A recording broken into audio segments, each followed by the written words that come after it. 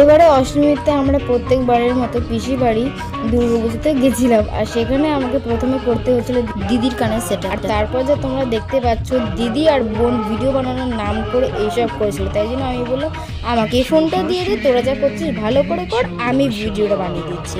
এবার যদি তোমরা দিদির এই ফোনের নাচটা দেখে নেগেটিভ কমেন্ট করো তাহলে আমি এটাই বলবো যে একটা ঘরে বেশি বাসন থাকলে আওয়াজ তো হবেই।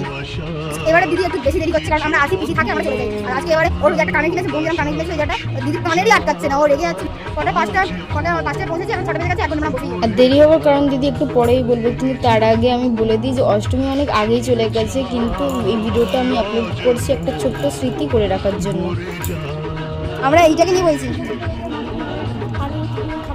সব নিয়ে আসবো।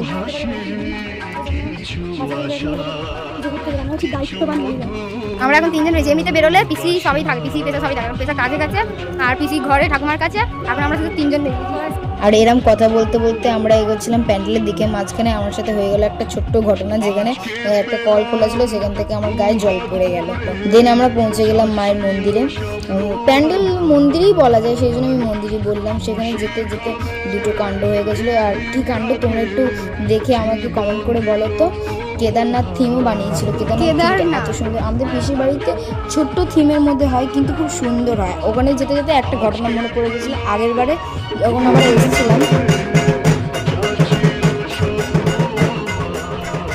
হ্যাঁ, তো যেটা বলতে গিয়ে আগের বারে একটা প্যান্ডেল করেছিল, সেখানে কামাখ্যা কালী নামে একটা মন্দির মতন প্যান্ডেল করেছিল। সেটার মধ্যে দুটো মানুষ দাঁড়িয়েছিল পুরো স্ট্যাচু হয়, সেটা দেখে আমি ভয় পেয়ে গেছিলাম।